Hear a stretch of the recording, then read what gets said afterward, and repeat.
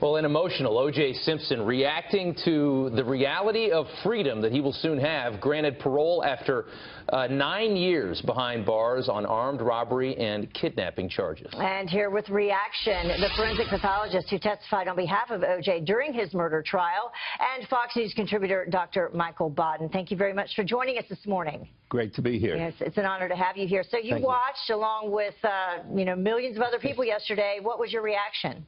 Well, I think that the ruling that he was entitled to parole on the basis of his behavior after being incarcerated was a valid one. It was a reasonable one and properly done, I think.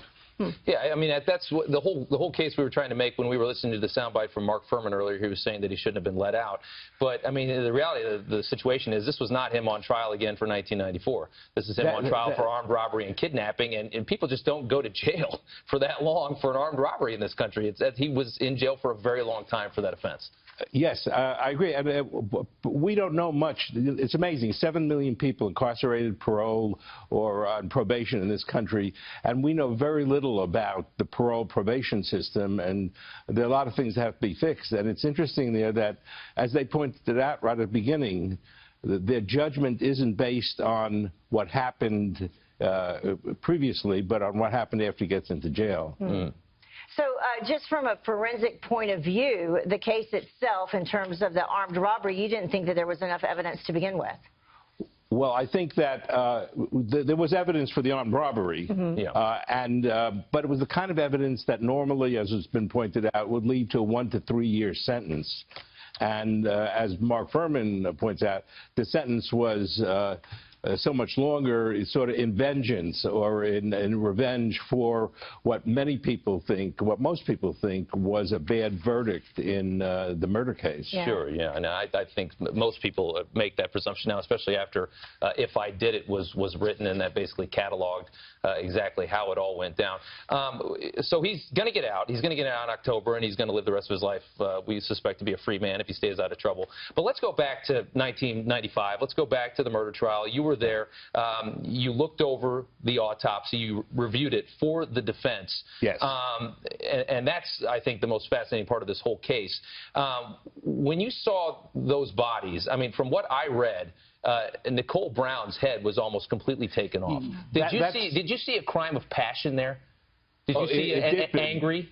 Yeah. Yes, it did appear to be a crime of passion because of all the excessive injuries, stabbings and cuttings on each body, which were beyond what was necessary to cause death. But one thing about the constant statement that the head was almost cut off, our neck is 5–6 inches thick, and there's only 1 or 2 inches of soft tissues. Most of our neck is the spine bone, and the spine bone wasn't cut through. That's bad enough. It was cut through, and there are arteries and nerves and veins that are cut through, and but it wasn't beheading. It's so sad to look at her pictures there today. You know, talking about a crime of passion, we can bring it back to this latest crime, the armed robbery. A lot of folks said that it was a crime of passion as well, because as we heard in the hearing yesterday, he believed that there were pictures of his family, his previous wife and his child who had died that were there amongst the memorabilia. So they tried to argue that it was a similar crime of passion where his emotions got the best of him.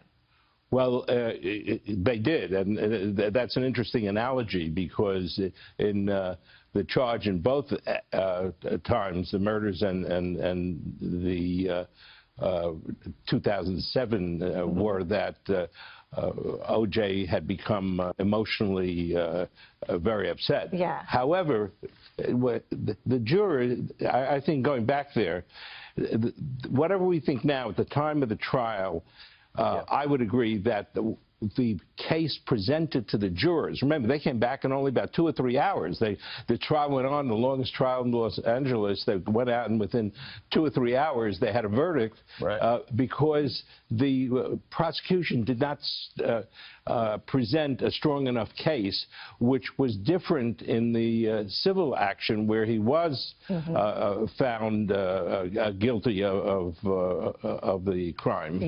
$33 million worth. Yeah, it's interesting stuff, Doctor. Well, you know, it's interesting that in this country, there are 40 murders a day in this country. Half of them, nobody's going to go to jail. It wasn't that this was a unique case that it wasn't solved. Yeah. It's that most murders aren't solved to the point of somebody going to jail for it, and that has to improve. Right. So, yeah, we'll get that out of this. Well, Doctor, thank you so much for coming on this morning. We do appreciate it. Thank you guys very much. Thank you.